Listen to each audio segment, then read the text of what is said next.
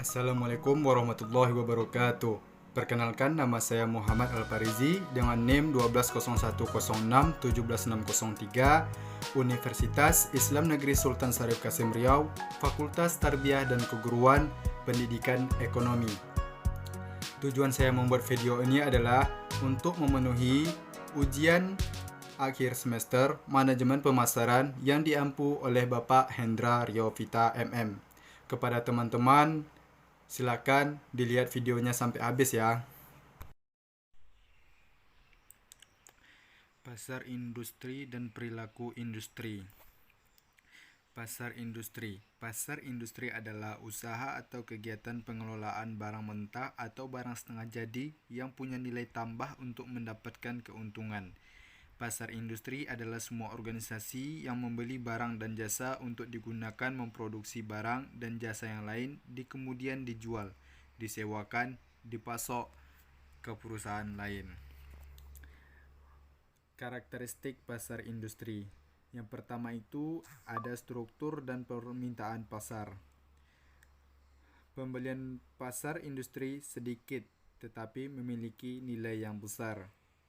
Yang kedua itu ada sifat unit pembelian.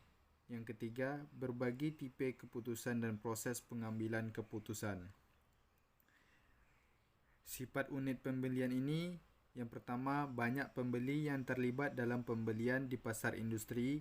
Yang kedua, pembelian di pasar industri melibatkan usaha pembelian yang lebih profesional. Yang ketiga, berbagi tipe keputusan dan proses pengambilan keputusan.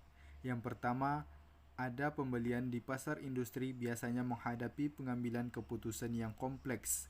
Yang kedua, proses pembelian industri lebih formal. Dan yang ketiga, dalam pembelian di pasar industri, penjual dan pembeli bekerja lebih erat dan membangun hubungan jangka panjang. Selanjutnya ada perilaku pembelian di pasar industri. Perilaku pembelian di pasar industri dapat kita lihat pada layar ini ada 4. Yang pertama, pembelian ulang sepenuhnya. Maksudnya adalah merupakan situasi pembelian di pasar industri yang ditandai oleh pembelian ulang produk secara terus-menerus tanpa ada modifikasi. Yang kedua, pembelian ulang dengan modifikasi. Maksudnya adalah pembelian ulang dengan modifikasi ini, situasi pembelian di pasar industri ditandai oleh pembelian ulang produk oleh pembeli dengan permintaan modifikasi seperti spesifikasi, harga, persyaratan, dan pemasok produk. Yang ketiga ada tugas baru. Maksud tugas baru ini adalah situasi pembelian di pasar industri ditandai oleh adanya pembelian produk atau jasa untuk yang pertama kalinya oleh pembeli. Dan yang keempat, pembelian sistem. Maksudnya adalah pembelian secara penyelesaian masalah secara terpaket dari satu penjual. Selanjutnya, ada pengaruh utama yang dihadapi pembeli di pasar industri. Yang pertama itu ada faktor-faktor lingkungan. Faktor-faktor lingkungan itu apa saja? Yang pertama itu perkembangan ekonomi. Perkembangan ekonomi itu tentu saja. Yang kedua, kondisi penawaran. Ketiga, perubahan teknologi. Keempat, perkembangan peraturan dan kondisi politik. Dan yang kelima, perkembangan persaingan atau budaya dan adat istiadat. Yang kedua itu ada faktor organisasi. Faktor organisasi itu terdiri dari yang pertama itu ada tujuan, yang kedua kebijakan, yang ketiga prosedur, dan yang keempat struktur organisasi. Yang keempat ada faktor antar pribadi. Faktor antar pribadi ini melibatkan adanya otoritas, status, empati, dan kemampuan mempengaruhi orang. Dan yang keempat, faktor individu. Faktor individu ini melibatkan umur, pendidikan, posisi jabatan, kepribadian, dan sikap terhadap risiko. Selanjutnya ada proses pembelian di pasar industri. Proses pembelian di pasar industri ini bisa kita lihat di layar ini ada 6. Yang pertama itu pengenalan masalah. Pengenalan masalah ini maksudnya adalah tahap pertama dalam proses pembelian di pasar industri adalah saat perusahaan menyadari adanya masalah atau kebutuhan yang hanya dapat diatasi dengan membeli barang atau jasa tertentu. Yang kedua, penjabaran kebutuhan secara umum. Maksudnya adalah tahap ini adalah tahap ketika perusahaan tersebut menjabarkan karakteristik dan kuantitas barang atau jasa yang dibutuhkan. Yang ketiga, spesifikasi produk. Tahapan ini adalah tahapan saat perusahaan pembeli memutuskan dan menspesifikasikan karakteristik produk yang terbaik secara teknis untuk jenis barang atau jasa yang dibutuhkan. Yang keempat, analisis nilai.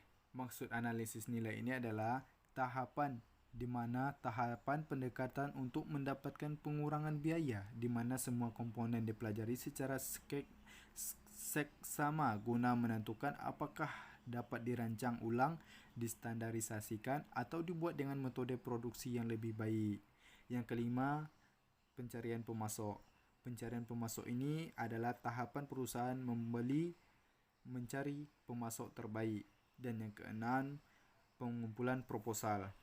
Pengumpulan proposal ini adalah di mana tahapan perusahaan mengundang pemasok yang memenuhi syarat untuk mengajukan proposal. Serta tahapan ini perusahaan mengulas proposal dan memilih satu atau beberapa pemasok. Selanjutnya ada segmentasi pasar industri.